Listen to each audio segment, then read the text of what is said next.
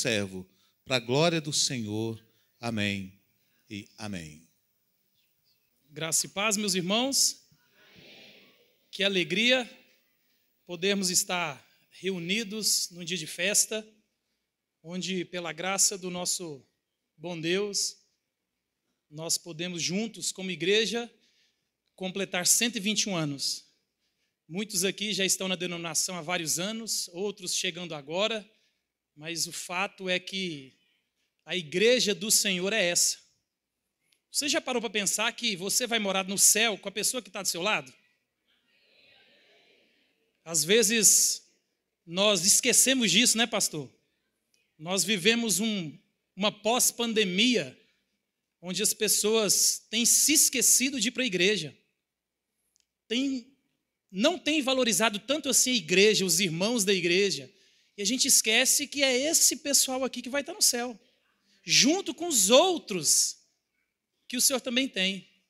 Então, meus irmãos, eu quero dizer para você, antes da gente entrar na palavra, que é um prazer, uma bênção, uma graça do Senhor poder servir a esse nosso Deus com vocês, na nossa denominação, há tantos anos transformando vidas, há tantos anos imprimindo o caráter de Cristo na vida das pessoas, e que sejam os primeiros 120 de longos e longos anos ainda até a volta do nosso Senhor. Amém? Então, que você lembre disso. Valorize a igreja. Valorize o irmão que está aí do seu lado. É ele que vai passar a eternidade com você. Às vezes a gente gosta demais das pessoas do lado de fora, mas é só aqueles que converteram, aqueles que nasceram de novo, que vão estar no céu. Então valorize, ame esse irmão já desde aqui, porque é essa igreja que vai subir. Meus irmãos, abram a Bíblia de vocês, no livro de Apocalipse, é o último livro da Bíblia. Livro de Apocalipse,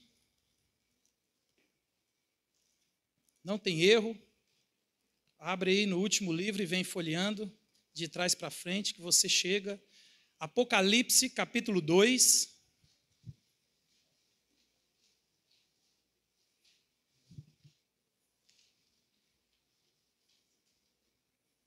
Quando o pastor Gilmar me presenteou, né, com a graça de poder trazer a palavra para os irmãos, quando ele falou assim, você aceita, o texto já veio junto com o convite. Aí eu falei, pastor, que honra. Tantos pastores mais experientes, né? Talvez, às vezes não tem ninguém aqui com 120 anos de SEB, né? Mas eu me sinto honrado, desde já agradeço ao pastor, a MEAR, que me confiou a tarefa tão preciosa e honrosa de trazer a palavra para os irmãos, né? Então, essa é a palavra que Deus colocou no meu coração. E eu gostaria, meu irmão, que você não fechasse sua Bíblia. Desenvolva esse costume de não fechar a Bíblia. Porque uma das atitudes que o povo coloca o pregador em saia justa é quando ele mantém a palavra de Deus aberta. Então a gente vai discorrer versículo por versículo e não feche sua Bíblia. Deus vai falar com você essa noite. Como tem falado comigo. Abra seu coração, abra o seu ouvido. Hoje é noite de nós sairmos daqui transformados pelo poder do Evangelho, pelo poder da palavra, porque é ela que transforma, é ela que muda a vida. Então nós vamos ler Apocalipse capítulo 2, do verso 1 ao verso 7, carta escrita à igreja de Éfeso. Apocalipse 2, versículos 1 ao 7, mesmo assentados com reverência, a palavra do nosso Deus, que é inerrante, suficiente e eficaz, diz assim: ao anjo da igreja em Éfeso escreve: estas coisas diz aquele que conserva na mão direita as 7 estrelas e que anda no meio dos 7 candeeiros de ouro. Conheço as tuas obras, tanto o teu labor como a tua perseverança, e que não pode suportar homens maus, e que pusestes à prova os que a si mesmos se declararam apóstolos e não são, e os achastes mentirosos. E tens perseverança e suportaste provas por causa do meu nome, e não te deixaste esmurecer. Tenho, porém, contra ti que abandonaste o teu primeiro amor. Lembra-te, pois, de onde caíste. Arrependa-te e volta à prática das primeiras obras. Se não, venho a ti e moverei do seu lugar o teu candeeiro, caso não te arrependas. Tens, contudo, a teu favor que odeias as obras dos nicolaítas, as quais eu também odeio. Quem tem ouvidos, ouça o que o Espírito diz às igrejas. Ao vencedor dar-lhe-ei que se alimente da árvore da vida, que se encontra no paraíso de Deus. Amém. Meus irmãos, você já fez algo de maneira correta, seguiu todo o protocolo e no final deu errado?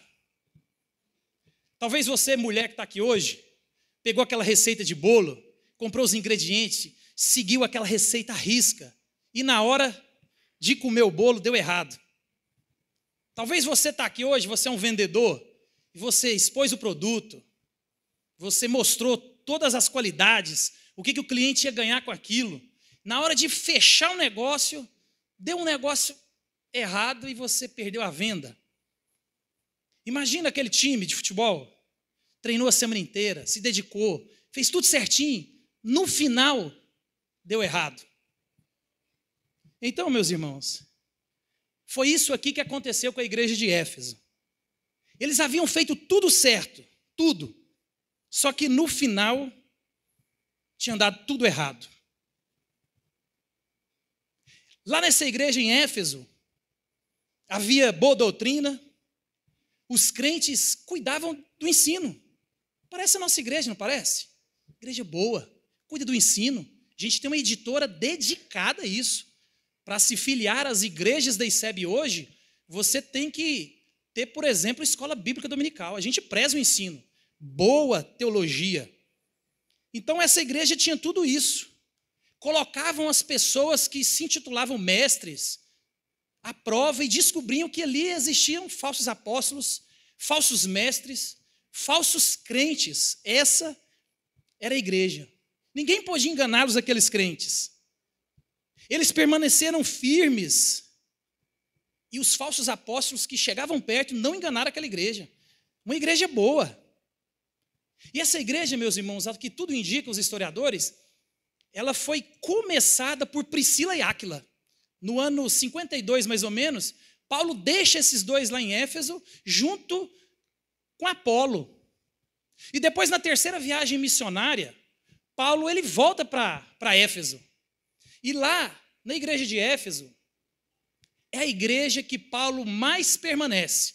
Paulo permanece nessa igreja há mais ou menos quase 3 anos. Era uma igreja boa. Era uma igreja que cuidava da doutrina. Depois, Paulo envia para essa igreja Timóteo.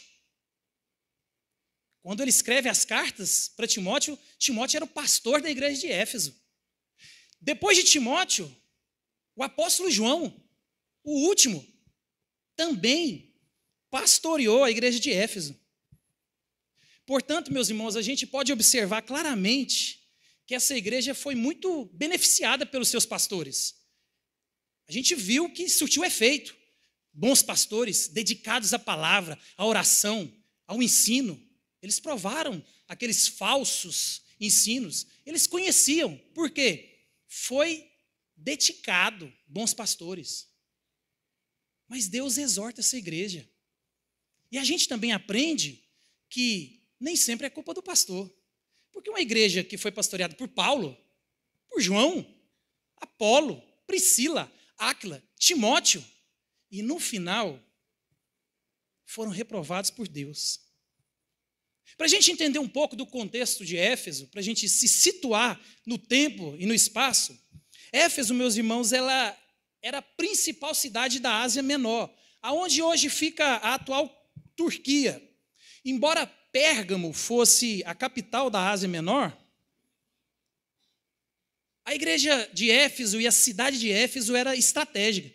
Para você entrar na Ásia, você tinha que passar pela cidade de Éfeso. Lá em Éfeso era uma cidade que corria muito dinheiro. Então a pessoa que queria prosperar falava, vamos para Éfeso. Lá corre dinheiro. Então, Éfeso era a maior cidade, era a cidade mais importante, era a cidade mais rica, mas também ela era conhecida como a feira das vaidades do mundo antigo. Havia em Éfeso, para a gente ter uma noção, em média 200 a 300 mil pessoas habitando naquela cidade. Então era uma cidade que ostentava. A cidade tinha tecnologia, tinha um anfiteatro para mais ou menos 24 mil pessoas. Todos queriam viajar para a Ásia, para Éfeso. E Éfeso ali era entrada obrigatória para você entrar naquele continente. Era uma cidade badalada, tecnologia tinha, dinheiro tinha, vida boa tinha. Tudo que era atrativo para nós naquela cidade tinha. Havia, por exemplo, jogos esportivos na cidade de Éfeso, grandes atrações, lutas de gladiadores, gladiadores com animais. Então a cidade era badalada, famosa. Aqueles que queriam melhorar de vida, queriam novos horizontes, oportunidades, vão para Éfeso, lá que é o lugar. No âmbito religioso, essa cidade era conhecida por grande idolatria e imoralidade. Corria na veia dos moradores de Éfeso essa sede pela idolatria, imoralidade. Lá na cidade de Éfeso se encontrava o templo da deusa Diana, ou da deusa Artemis. Lá era o lugar do templo dela, que era considerado uma das 7 maravilhas do mundo antigo. Os cultos ali eram regrados a orgias sexuais, bebedeiras. E quando a gente conhece o contexto, é interessante. A gente olha, por exemplo, para a carta de Paulo aos Efésios e entende por que ele exorta a igreja a não embriagais com vinho. Vamos de novo. Não embriagueis com vinho. Por quê? Os cultos eram orgias sexuais, regrados a bebida, alcoolismo e assim vai. Paulo conhecia o contexto da cidade. Deus aqui conhece o contexto dessa cidade. Essa cidade era extremamente imoral. Talvez Sodoma e Gomorra era fichinha para a cidade de Éfeso. Um filósofo antigo, Heráclito, a respeito da moral da cidade, ele escreve que a moral do templo era pior que a dos animais, pois nem mesmo os cães promíscuos mutilavam uns aos outros. Então, naquela cidade, meu irmão, imperava o misticismo, idolatria, imoralidade. Era um templo grande, era uma grande construção do mundo antigo. E quando a gente olha para o verso 1, você que está com a Bíblia aberta, olha para o verso 1, o que diz? Ao anjo da igreja em Éfeso escreve: estas coisas diz aquele que conserva na mão direita as 7 estrelas e que anda no meio dos 7 candeeiros de ouro. Meu irmão, você lembra quando você era jovem e aí seu pai falava assim: eu preciso conversar com você. Aí você ficava apreensivo, né? Meu Deus, o que eu fiz? Talvez você falava, meu Deus, o que eu fiz de errado? E você ficava apreensivo com o teor da conversa. Da mesma maneira, quando o patrão fala, eu preciso ter uma palavrinha com você, você também fica pensando, será que ele descobriu? Meu Deus, me pegaram. Ou então você fica achando pelo em ovo, né? Meu Deus, será que...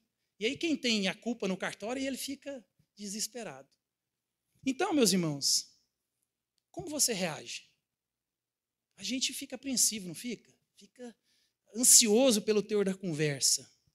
Agora, imagine você receber uma carta do próprio Deus, receber um diagnóstico do próprio Deus. Foi isso que aconteceu aqui nessa igreja. O próprio Deus, aquele que morreu pela igreja, aquele que conhece a igreja, ele manda um recado para a igreja. O Todo-Poderoso, o dono de todas as coisas, aquele que nada fica encoberto diante deles, aquele que Davi escreveu, Senhor, se eu vou no mais profundo abismo, eu te encontro. Se eu vou no mais alto dos céus, o Senhor também está lá. Esse Deus, meus irmãos, que eu e você não escondemos dele.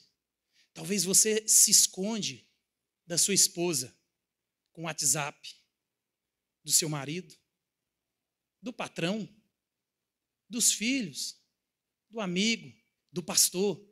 Mas de Deus, meu irmão, você não se esconde. Você pode enganar muitas pessoas, mas a Deus jamais. Ele está lá, Ele está aqui, Ele vê o que você faz. E é interessante que a gente tenta se esconder o tempo inteiro das pessoas que não têm poder em nada sobre nós. E aquele que rege o universo, aquele que pode todas as coisas, a gente esquece que Ele está lá observando todas as coisas. A gente esquece, meus irmãos, que Cristo está no meio da igreja. Você já parou para pensar nisso? Jesus está aqui. A Bíblia diz que Ele anda no meio do candeeiro. Jesus está aqui, meus irmãos. Ele não apenas está no meio da igreja, como Ele também anda no meio da igreja. E a presença manifesta de Cristo vivo no meio da igreja é a maior necessidade que nós temos, é Cristo presente. E em nossos tempos, onde a teologia tem um impacto real de Cristo entre nós, nós temos a ideia de um Cristo no céu, nós temos a ideia de um Cristo reinando à destra de Deus, mas às vezes nós perdemos de vista o Cristo que estaria conosco todos os dias, até a consumação dos séculos. A gente perde de vista o Cristo que está aqui, o Cristo que levanta, quando a gente levanta, Ele está lá. O Cristo que sabe o que eu tenho pensado, o que eu tenho feito, o que eu tenho imaginado, o que eu tenho sonhado. A gente perde um pouco de vista isso, meus irmãos, e a gente nunca deve perder isso de vista. E Jesus, meus irmãos, Ele é quem sustenta a igreja. Ele é quem sustenta com as suas poderosas mãos. E observe que Ele diz assim, ó, conservo, eu que conservo. E essa palavra aqui traz uma ideia de nós estarmos totalmente dentro da mão do Senhor. Para a gente ter uma ideia, João ilustra bem isso, lá em 10:28, ele diz assim, ó, eu lhes dou a vida eterna, jamais perecerão, ninguém as arrebatará das minhas mãos. Meu irmão, aqueles que se arrependeram, receberam um novo coração de Cristo, você não se perde, você está protegido na mão de Deus. Jesus é quem guarda. Por isso, meus irmãos, que a gente pode crer naquilo que Ele mesmo declarou, que as portas do inferno não prevalecerão sobre a igreja. Avança, invista, pregue. Nos versos 2 e 3 ele diz assim, olha para a sua Bíblia, conheço as tuas obras, tanto o teu labor como a tua perseverança, e que não podes suportar homens maus, e que pusestes à prova os que a si mesmos se declararam apóstolos e não são, e os achastes mentirosos, e tens perseverança e suportaste provas por causa do meu nome, e não deixastes esmorecer. Meus irmãos, Jesus conhece sua igreja, mais uma vez Ele está presente aqui. Por isso que é tão importante você se atentar para o jeito que você cultua, do jeito que você se veste dentro da igreja. Jesus está aqui. Quando a gente levanta para cantar, é para Cristo que nós cantamos e cultuamos. A postura no culto interessa. O jeito que eu me visto no culto interessa. Eu não posso achar que isso aqui é mais alguma coisa, mais um evento, mais um churrasco na minha vida, porque não é. A sua vida, a eternidade depende disso aqui. Depende da sua resposta à pregação da palavra. Jesus está no meio da igreja, meu irmão. Tome postura. Quando você for colocar uma roupa, Jesus se agradaria dessa roupa? Quando você for cantar, é para Cristo. Não é para o pastor, não é para a igreja. Ele não importa se você canta feio ou bonito, se sua voz é legal. Ele busca adoradores que o adorem em espírito e em verdade, meu irmão. Importa, Cristo está aqui. Ele está dizendo assim, ó, conheço as tuas obras.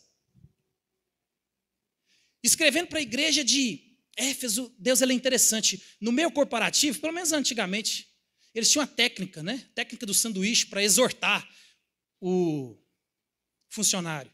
Você elogia, aí depois você exorta, e depois você elogia de novo. Então, assim, ele é exortado, corrigido, e ele nem percebe. Ele sai, nossa, que conversa boa. Então, Deus é Deus. Então, Deus, primeiro, ele chama a atenção da sua igreja. Quer dizer, primeiro ele elogia a igreja, né? Então, ele fala assim, ó, começando a dizer, conheço as tuas obras. E o termo conhecer aqui, meus irmãos, é um conhecimento absoluto. É alguém que conhece verdadeiramente. Não é alguém que conhece o Neymar. Quem conhece o Neymar? Todo mundo. Ninguém que assiste televisão, não? Então a gente conhece o Neymar. Mas o conhecimento que a gente tem do Neymar é o conhecimento da internet. A palavra aqui, quando Jesus diz assim, conheço você, ele conhece o que você pensa, o que você gosta. Ele conhece o que você acabou de pensar aqui agora. Esse ar que você acabou de jogar para fora foi ele que colocou para dentro. Ele conhece tudo. Ele conhece mais do que você mesmo se conhece. Esse é o nosso Deus, meus irmãos. De forma absoluta, completa, nada passa desapercebido ao nosso Deus. Não tente enganar Deus. Ele sabe de tudo. Ele vai dizer assim, ó, as obras. Conheço as suas obras. E obras aqui, meus irmãos, é o testemunho. Obras aqui é o estilo de vida. Conheço o estilo de vida que você tem levado. Eu conheço o jeito que você tem cultuado. Eu conheço o jeito que você tem lido a Bíblia. Você vai lá ler, às vezes, no WhatsApp o devocionário. Você fala, opa, tranquilo, já li a Bíblia hoje. Leu? É assim que medita? 5 horas da tarde, qual que é o versículo que você leu de manhã? Não lembro. Não leu. Meus irmãos, qual é o estilo de vida que nós temos levado? A conduta, o nosso testemunho. 120 anos, 121 anos de igreja. A gente preza pela boa doutrina, a gente preza pelo ensino, a gente preza pelo bom testemunho. E você, como membro, parte desse corpo, qual é a sua responsabilidade nisso? É total. O que você faz lá fora importa. O estilo de vida que você tem levado lá fora importa e reflete no cristianismo. O que a gente tem visto na internet, as pessoas que se julgam conhecer a Deus, e né, os artistas, muito fervorosos e conhecedores da mais alta e profunda teologia, dizendo, não, Deus é legal, Deus é amor, pode ficar tranquilo, não tem juízo. É esse Jesus que nós estamos deixando as pessoas verem através de nós. Porque o testemunho não tem sido levado em conta. E Jesus está dizendo, eu conheço as suas obras. Conheço como você tem levantado todo dia cedo. Conheço como você tem levado a vida. Pensado a respeito da vida. Conheço o seu labor. Meus irmãos, o dono da igreja conhece o seu trabalho árduo. Aqueles que se empenham nos ministérios. Precisa de voluntário? Está lá, né? Tem um pessoal lá, voluntário, lá no estacionamento, para que tudo ocorra na mais perfeita harmonia. Alguém está trabalhando nos bastidores. Alguém vê aquele grupo enorme de oração que vem na igreja aqui orar. E Deus é tão bom, meus irmãos, que quem sustenta a igreja na oração, o pessoalzinho da cabeça branca. 5 pessoas, 6 pessoas. E você vai para a igreja grande, você vai para a igreja pequena, é a mesma quantidade. Meus irmãos, a gente tem que acordar para o Cristo que a gente acha que tem servido. E Jesus, ele diz, eu te conheço, conheço a sua vida, conheço o seu labor. Pessoas que se envolvem na igreja de forma persistente. E aqui ele fala assim, eu conheço o trabalho de vocês, eu sei que vocês têm envolvido até a exaustão, vocês têm sido bons, têm sido bons. Ele vai dizer, conheça a sua perseverança. Ele elogia aqui a resistência desses irmãos, a persistência, a paciência desses irmãos. Porque, meus irmãos, esses irmãos aqui estavam à frente de um obstáculo grande. Falsos mestres. Falso ensino dentro da igreja. E não é fácil você combater, não é fácil você identificar. A antena estava ligada. Quando alguma coisa, a frequência saía da sintonia, opa, tem problema aqui. Deus conhece toda essa dinâmica. Esses irmãos aqui, eles não desanimavam à frente dos obstáculos, dos problemas, do enfrentamento com o mundo. Eles estavam lá, firmes. Não, é para o reino? Vamos embora. Vamos lá. Jesus, meus irmãos, ele elogia o fato dessa igreja não suportar homens maus. Porque estava sendo atacado constantemente pelos falsos apóstolos, os falsos mestres. Jesus, ele elogia essa perseverança, essa resistência, porque eles não desistiam. Não é fácil. Eles vinham com a filosofia mundana, né, aquele começo do gnosticismo, forte dentro da igreja, e foram bem treinados, bons pastores. E eles iam para o embate, não desistiam não. E Jesus reconhece isso aqui, ele elogia isso aqui. Eles não paravam até descobrir aonde está vazando o falso ensino. Aonde tem gente querendo minar a unidade da igreja. Lembra que o apóstolo Paulo, ele diz, unidade, unidade, amor, unidade. Então eles estavam atentos a tudo isso que tinha acontecido. Paulo, lá em Atos, ele vai dizer assim, eu estou indo embora da igreja, mas presta atenção, lobos vorazes, eles vão surgir no meio de vocês. Eles estavam atentos à palavra do pastor. E eles iam em cima dessa dinâmica toda. João, que pastoreou lá, quando você vai ver as cartas de João, ele fala assim, não crê em qualquer espírito. Avalie os espíritos. Presta atenção, tem um espírito do anticristo aí dentro da igreja. Então, meus irmãos, Jesus conhece a igreja. No verso 6, ele vai dizer assim, tem, contudo, até o favor que odeia as obras dos nicolaítas, as quais eu também odeio. Vocês estão de parabéns. Vocês odeiam o que eu odeio. As obras dos nicolaítas. Talvez você olha nicolaítas, não é para o nosso tempo não, pastor. E é interessante que Nicolau, ele estava naquele grupo de Atos 6, dos diáconos que foram escolhidos para ajudar na distribuição da igreja. E esse Nicolau aqui, o diácono, legal, top. Com o tempo, ele foi contaminado pelo falso ensino.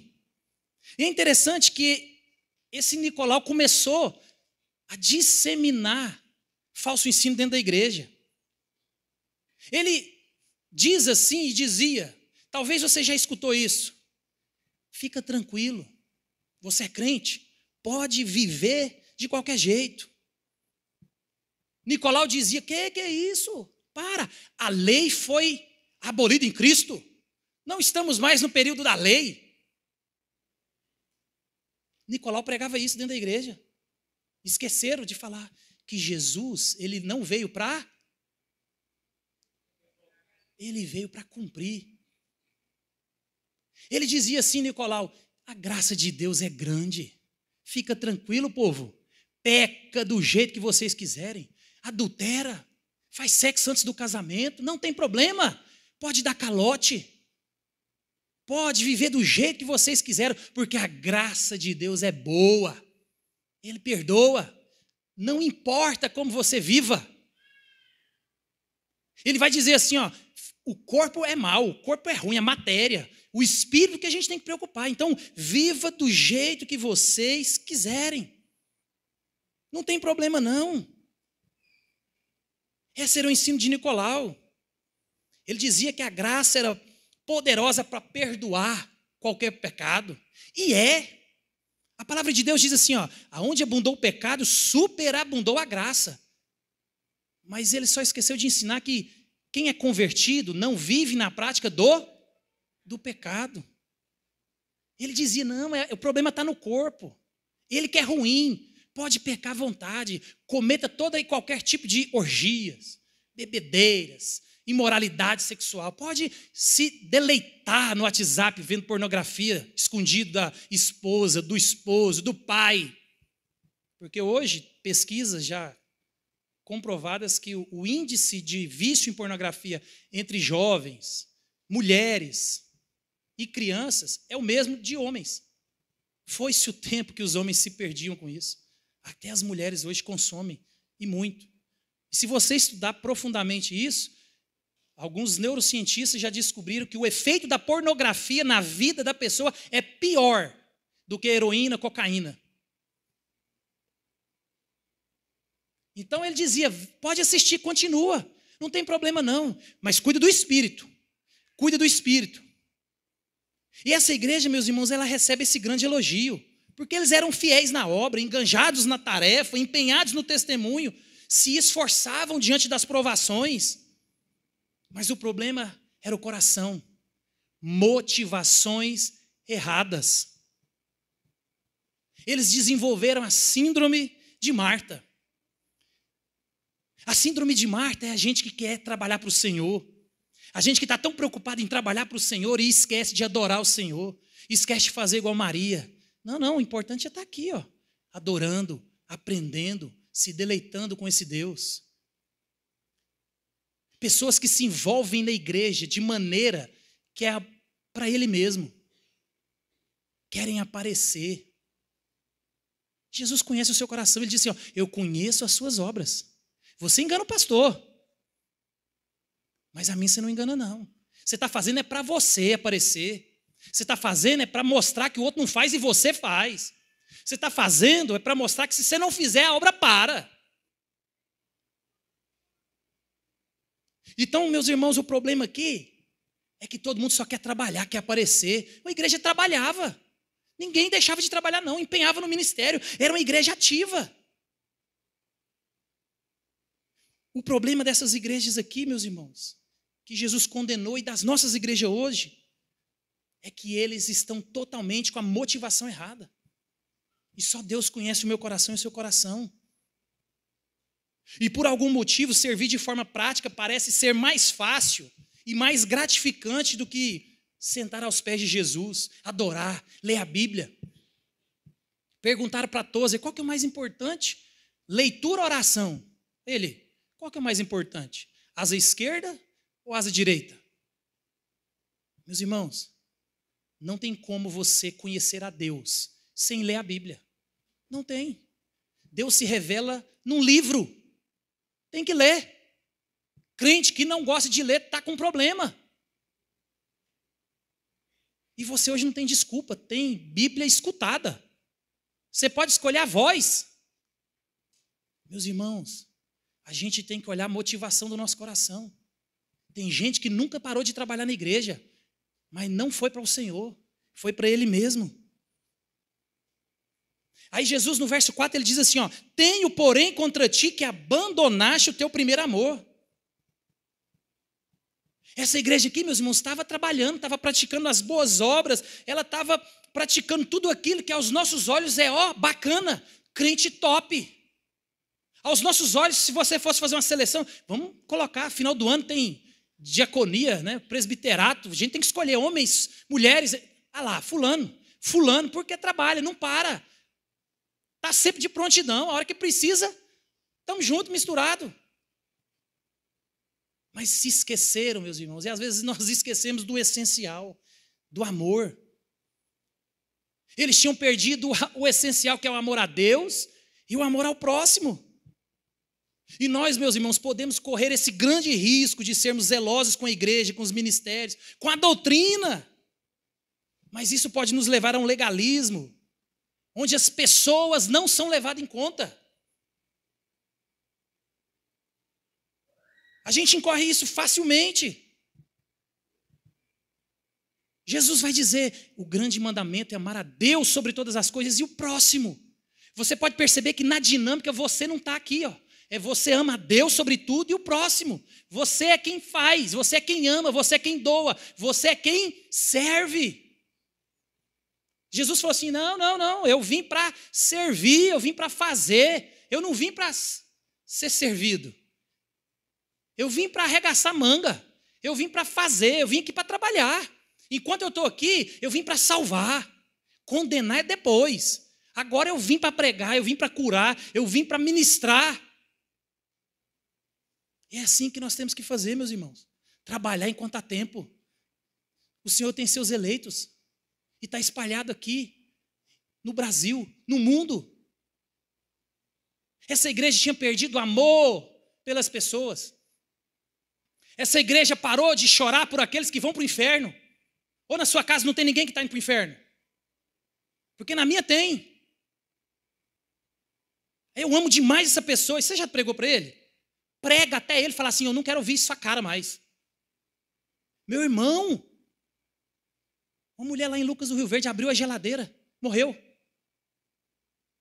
Estava zero. Abriu a geladeira do infarto fulminante, morreu. Essa é a vida. A gente pode morrer agora, agorinha. Talvez alguns aqui nem vão comer um churrasquinho depois. Amém?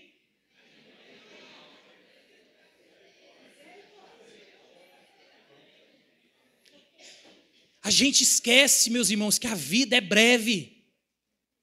A gente esquece aquilo que Salomão diz para nós em Eclesiastes: melhor ir na casa do luto do que na casa que tem festa.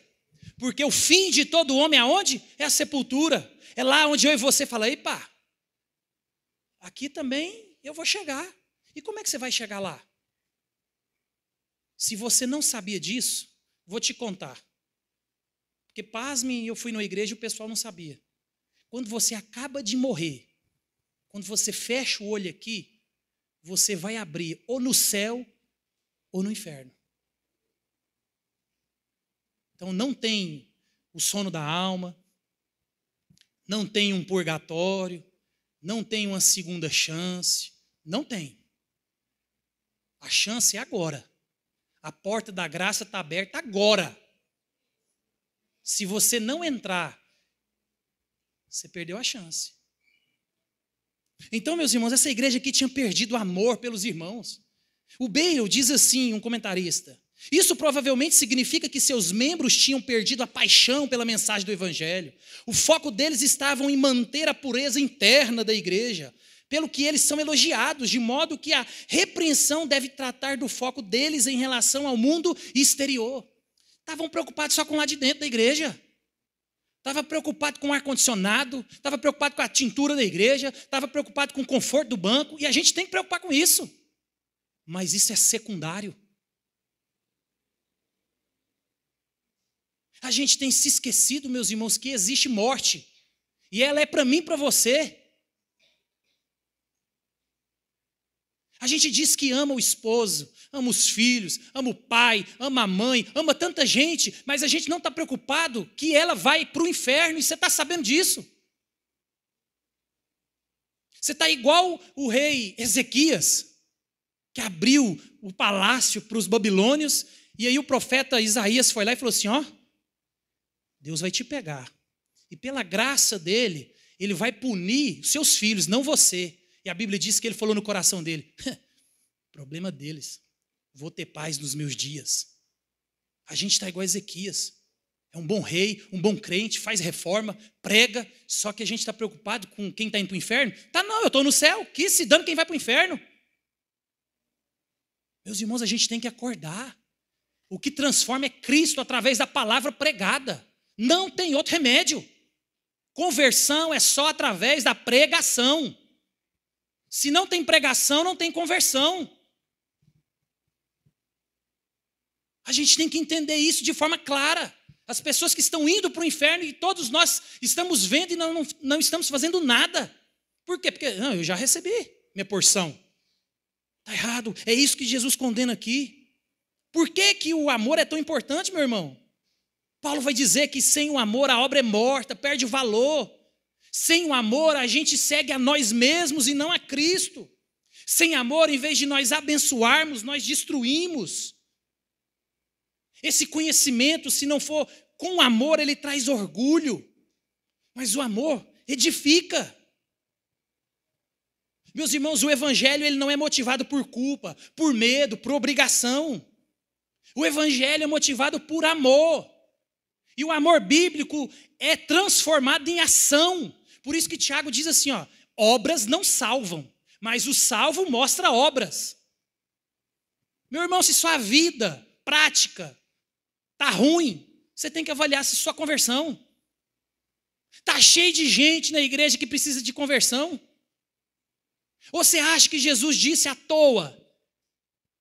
Muitos naqueles dias me dirão: Senhor, Senhor, Senhor, eu preguei. Senhor, eu cantei. Eu pus a mão e o povo saiu curado, sarado.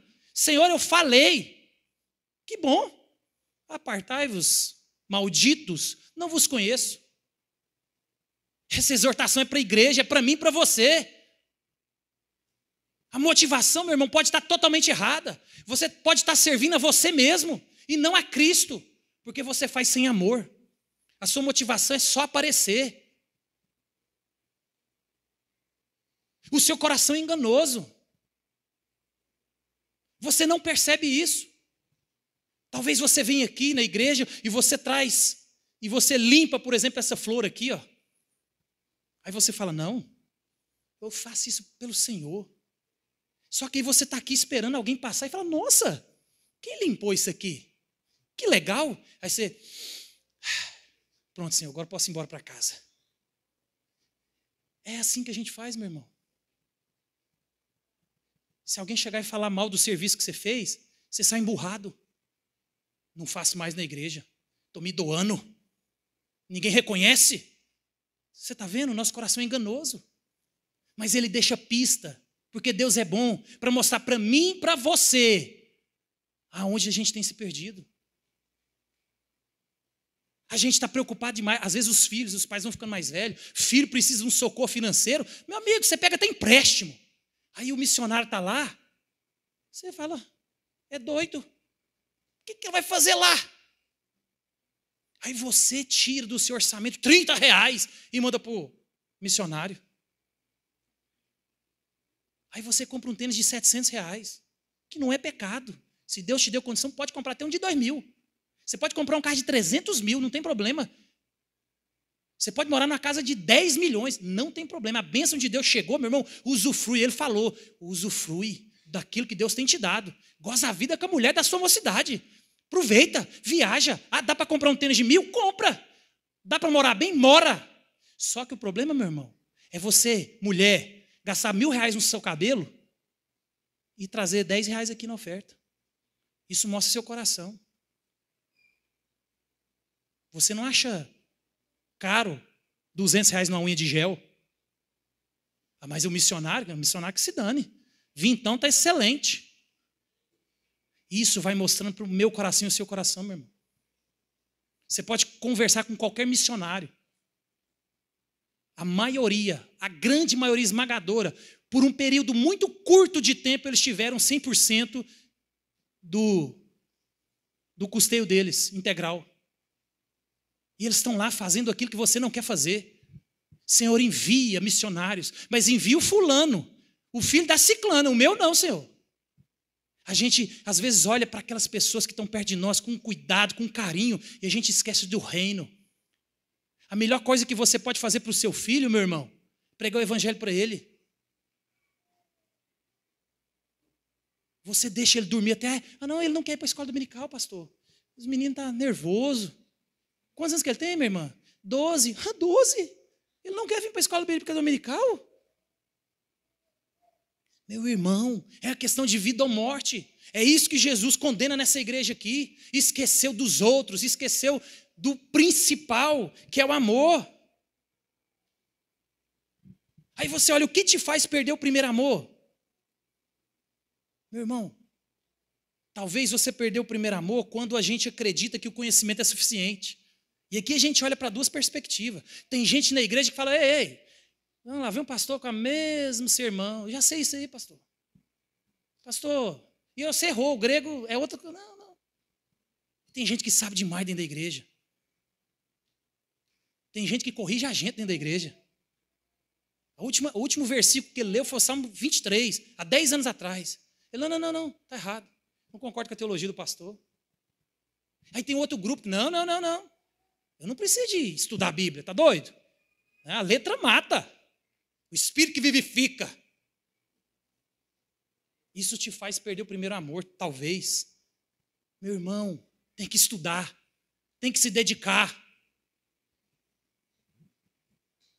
com amor. A gente pode perder o primeiro amor quando a gente acredita que nós podemos julgar os outros e não a nós mesmos. Era o problema da igreja de Éfeso.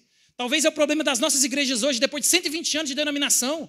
A gente tem uma facilidade de ver o erro do outro, o defeito do outro. Mas a gente não consegue ver o nosso. Jesus falou isso no Sermão do Monte, falou, vocês estão vendo cisca, poeira no olho do outro e não estão conseguindo enxergar a trave, o poste no olho de vocês? É uma facilidade de ver o erro dos outros. Você consegue enxergar o erro que nem ele mesmo conseguiu enxergar, mas você tem não é nem um raio-x, você tem uma ressonância magnética no olho para julgar o irmão. Nós temos essa facilidade, meu irmão. A gente tem essa mania de ver com clareza o pecado, a dificuldade, a fraqueza do outro, mas a nossa não. Isso mostra que a gente não está no primeiro amor, está com a motivação errada. A gente perde o primeiro amor quando nós acreditamos que a igreja é maior do que o evangelho. 120 anos da denominação. Sentiu minha denominação? 120 anos. A gente tem seminário, tem estrutura, boa teologia. Minha igreja é top. Você conhece? Às vezes a gente está preocupado demais com a igreja. Cheguei numa igreja uma vez, fazendo estágio, pastor. Sentei eu achava que isso não acontecia. Eu e o Guilherme, nós sentamos assim, antes do culto. Chegou a irmã, uns 80 anos de idade. O que vocês dois estão fazendo no meu banco? Eu olhei para ele e falei assim, eu não acredito que isso aconteceu. Eu achei que isso era conversa fiada dos pastores. Aí a gente, moleque, minha irmã, a senhora é dona desse banco aqui? Sou. E meu filho é o presbítero. E essa parede aqui, quem construiu foi o meu marido. Aí eu falei, coitado do pastor que está nessa igreja. Falei, só faltava falar, também pastorei essa igreja aqui, com um monte de ferro. E aí foi comigo, eu vi. Tem gente, meu irmão, não, o que é isso, pastor? O pastor estava falando para mim que tinha um órgão na igreja. E precisava, ninguém tocava o órgão, estava lá aquele trem grande. Meu irmão, tiveram que fazer uma assembleia, porque não podia tirar o órgão. Não, esse órgão aí foi doado. Era no tempo que a gente trocava dracmas. Não. Aí o pastor, com muito cuidado, oração, ele falou, meus irmãos, não está servindo para a gente? Alguém aqui da igreja quer levar para casa? Quer cuidar? Aí achou um voluntário, conseguiu tirar. Meu irmão, a gente perde o amor quando a gente está preocupado com essas coisas. Pastor, eu dei uma oferta aí para a placa da igreja. Cadê a placa? Ué? Não, pastor, foi para a placa. Tem gente que quer administrar. Aqui não acontece isso, não. Isso acontece nas outras denominações, na nossa não. Então, meu irmão, a gente às vezes ama demais a igreja e não ama o dono da igreja. Pode acontecer isso com a gente. Quando a gente acredita que a forma é mais importante que a essência, a gente está perdendo o primeiro amor. Não. Deus só escuta se orar de joelho. Não, desse jeito aí não. Não, negativo. Louvor bom é quando tem hino. Não tem hino, não teve louvor bom. E não cantou o que eu gosto. Eu conheço 3 igrejas que foi rachada por causa da bateria. É bom que o evangelho se expandiu, né? Nós temos 3 igrejas, temos 6. Meu irmão, a gente está preocupado com a essência ou com a forma. Não, a liturgia do culto aqui não é boa, não. Não, o pastor cantou parabéns no meio do culto. Não. A gente está preocupado demais com a forma. Esqueceu da essência. Meu irmão, isso está errado. Isso vai deixando pegada para mim, para você descobrir onde está o meu e o seu coração. Porque quem vai para o inferno é aqueles que não reconheceram Cristo como seu Senhor e suficiente Salvador. É aqueles que fizeram igual o povo de Israel. E se você ler com cuidado o Antigo Testamento, você vai perceber que o problema de Israel não foi abandonar Deus. Eles nunca abandonaram Deus. Você acha por quê que Deus, através dos profetas, chamou o povo de adúltero, prostituta? É porque era Jesus e mais alguma coisa. Não, nós vamos para a igreja, mas também nós vamos para a balada. Nós vamos para a igreja, mas também nós vamos para o motel. Quem não é casado. Apesar que também não é bom nem para quem é casado. Então, meus irmãos, a gente vai se perdendo por causa da prática, do formalismo. Esqueceu que a essência do culto é um coração quebrantado, um espírito abatido, o Senhor não desprezará. Culto ruim, não vi nenhum glória a Deus, aleluia. Culto frio.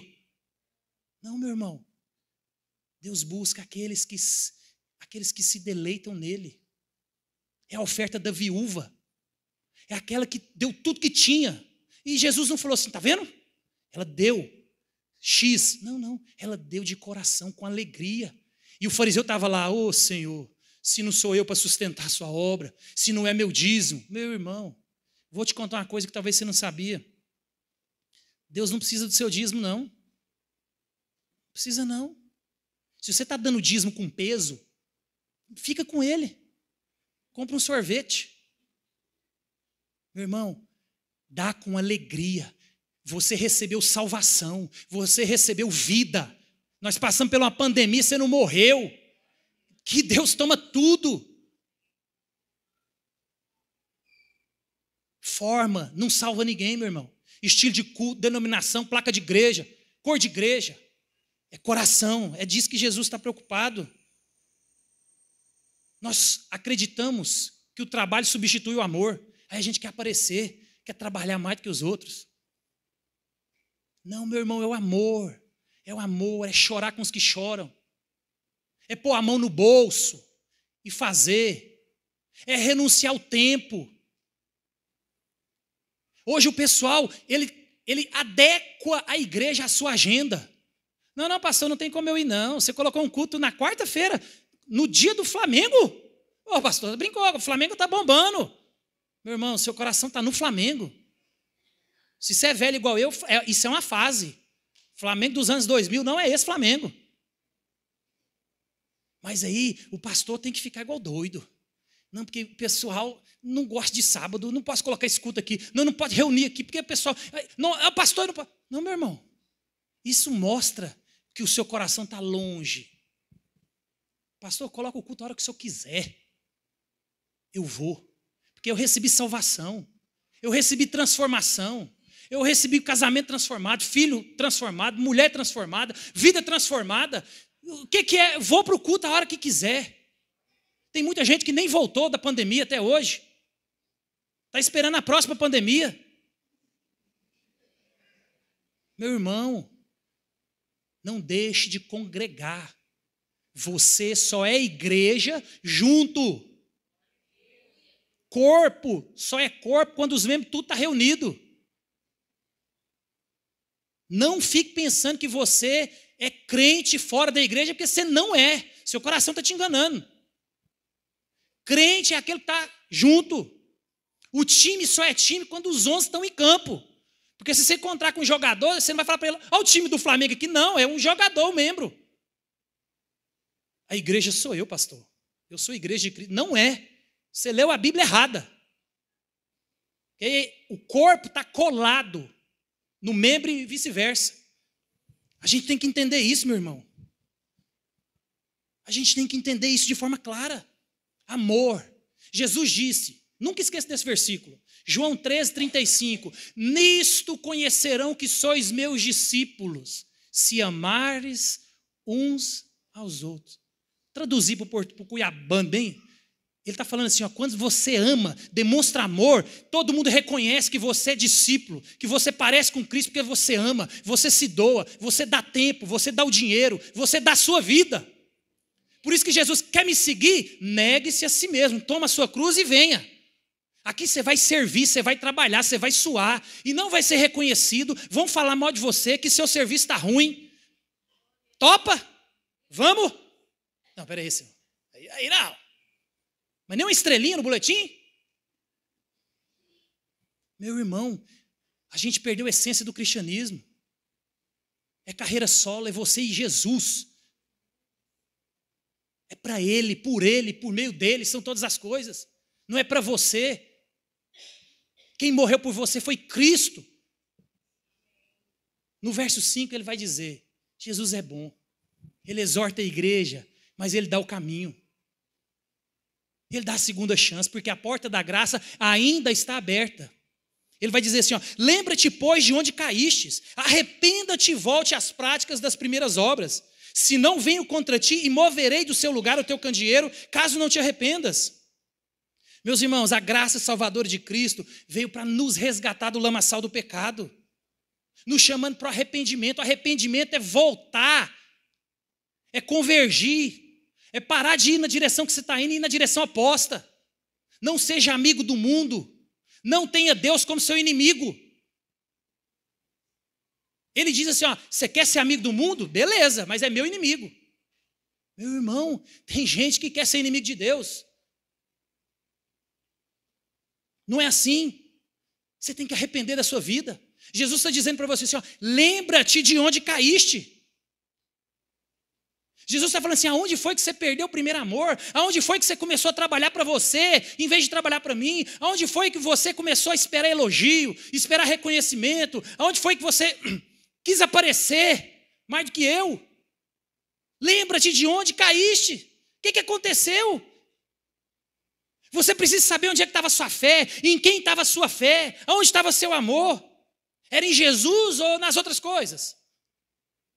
Lembra-te de onde caístes. Jesus vai dizer, arrependa-se, volte às práticas das primeiras obras.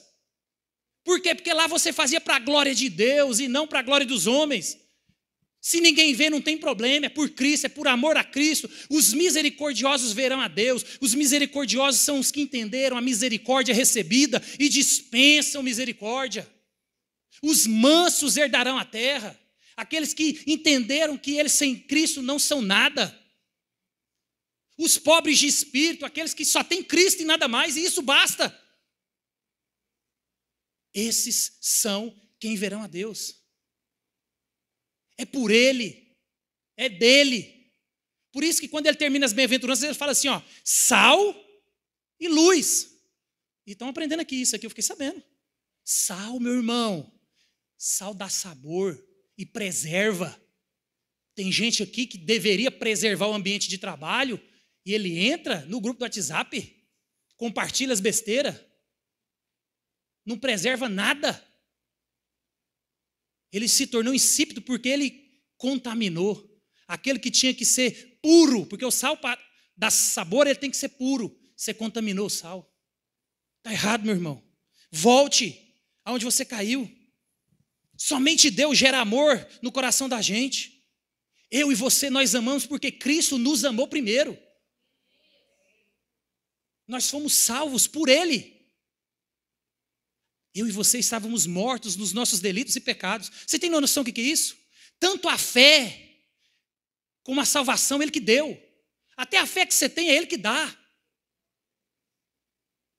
Honra esse Deus que te salvou, que sofreu por você e por mim. Nada mais importa, meu irmão. A vida é um sopro. A eternidade é a eternidade. Tem gente que não está levando isso em consideração. Talvez você nunca amou, talvez você está preocupado com a forma e fala assim, eu sou assim mesmo. Rapaz, eu nunca amei mesmo. Eu estou salvo e o resto que se dane. Como que a gente recobra esse amor, meu irmão? Como que a gente volta aonde a gente caiu? Meu irmão, reconheça que Deus conhece todas as suas obras e se importa com elas. Reconheça que Deus está lá todos os dias. Reconheça que Deus está vendo o que você está fazendo. Jesus conhece o seu coração. Faça para Ele, se arrependa. É para Ele, foi Ele quem morreu por você. Foi legal. Jesus estava lá quando você não desistiu do casamento, quando você não pecou, quando você resolveu continuar, quando você resolveu relevar aquilo que o irmão fez com você, quando você resolveu caminhar mais a segunda milha. Foi legal. Jesus está vendo o que você está fazendo. Permaneça, meu irmão. Seja firme. O desejo de Deus, meus irmãos, é para que tenhamos um relacionamento real e profundo com Ele. E a igreja, os irmãos que estão aqui, é para ajudar nessa comunhão, são os uns aos outros. Porque a comunhão com Jesus é real, Ele está aqui. Jesus nos ama, nos exorta também através da sua igreja. Não existe igreja fora isso aqui. Ame isso aqui. Quando você não ama Jesus, você está desprezando a sua noiva. Você não se relaciona com quem não gosta da sua esposa. Porque se alguém chegar em você e falar assim, ó, eu gosto demais de você, sua esposa é enjoada. É o que a gente tem feito com Jesus. Ó, Jesus, pode ir lá em casa, mas a sua noiva eu não suporto. Meu irmão, quem não ama a noiva, não ama o dono, o noivo. Volte a congregar. Volte às práticas do primeiro amor. Faça para Ele, porque foi Ele que nos salvou. Como voltar, então, a esse primeiro amor, meu irmão? Disposição e motivação certa. Porque tudo é para Ele, tudo é para o Senhor. Tudo é para a glória dEle. Volte a ler a Bíblia. Ore, adore, cante, participe da vida comunitária da igreja. Ore mais, leia mais. Meu irmão, você tem que entender que a igreja está cheia de gente que não converteu. Talvez você está nessa situação aqui hoje. Talvez você acha que porque você levantou um dia a mão e veio aqui na frente você é convertido. Talvez você não é. Meu irmão, isso é sério. Se relacione com Jesus. Ore, ame a Bíblia, ame a palavra dele, ame o irmão que está do seu lado. Paulo vai falar assim para essa igreja, Paulo falou para essa igreja. Você pode abrir lá no capítulo 1 de Efésios, Paulo falou assim, eu tenho ouvido acerca do amor que há entre vocês. E esse pessoal parou de amar, parou de importar. A gente perde, meu irmão. É a semente que foi jogada no meio do espinho. Foi sufocada pelo mundo, foi sufocada porque Éfeso era legal. Éfeso tinha balada para os jovens, Éfeso tinha programação para domingo na hora do culto. Não fica achando que Éfeso era sem graça, não. Talvez era melhor do que nos nossos tempos. Tinha tudo que a gente precisa naquele tempo. Meu irmão, ame a Cristo, volte ao primeiro amor. Volte para o lugar que você caiu. É possível. É possível, meu irmão. Jesus, ele anda na igreja. Nós estamos nas mãos dele. Peça a ele e ele fará. Peça amor, peça fé. Se arrependa. É possível. As portas da graça ainda estão abertas. Abaixe sua cabeça, ore ao Senhor. Fala, Deus, tenha misericórdia. Eu me arrependo. É possível, meu irmão. Paulo vai dizer, porque dele, por meio dele, para ele são todas as coisas, pois a glória eternamente, amém. É possível voltar ao primeiro amor, é possível, as portas da graça estão abertas, é possível. Abra o coração, aquele que tem ouvidos, ouça o que diz o Espírito da igreja. Se arrependa, meu irmão. Nós fazemos porque ele nos amou. Nós fazemos porque somos gratos. Nós fazemos porque Ele nos salvou e isso basta. Perdoe. Ame. Amor na Bíblia não tem nada a ver com sentimento. Cristo nos amou e morreu por nós, sendo nós ainda pecadores. Observe que amor na Bíblia é prática. Perdão na Bíblia é prática, não é sentimento. Nós somos brasileiros, a gente gosta de um sentimento. Então, quando eu sentir, eu perdoo. Não! Perdão é vontade, é desejo, é falar, eu te perdoo. Cristo, não dou conta, o Espírito que faz. As bem-aventuranças são qualidades do Espírito Santo, não são suas. As obras do Espírito são obras do Espírito e não da carne. Sem o Espírito, você não produz bem-aventurança. Você não perdoa, você não ama. Lembre-se de onde você caiu, meu irmão. Jesus, ele diz, ao vencedor dar-lhe-ei que se alimente da árvore da vida que se encontra no paraíso. Meu irmão, Cristo está falando assim, ó, aqueles que perseveram até o fim, esses são os que serão salvos. Eles estarão no paraíso de Deus, e o paraíso não é Éfeso, o paraíso não é aqui em Cuiabá, o paraíso não é no Brasil, o paraíso não é neste mundo, o paraíso é na Nova Jerusalém. Lá que está a árvore da vida, meu irmão. Lá no céu, que é o verdadeiro paraíso. Por isso que Jesus no Sermão do Monte falou assim, ó, coloca o seu coração no céu, não na terra. Porque é lá que é o paraíso. É lá que você vai. Se arrependa, meu irmão. Lembra-te de onde você caiu. Corra aos pés de Cristo. Encontra a salvação, é só lá. É lá que você encontra o verdadeiro amor, a verdadeira fé. E é Ele que diz, quem tem ouvidos, ouça o que o Espírito diz às igrejas. Vamos ficar em pé?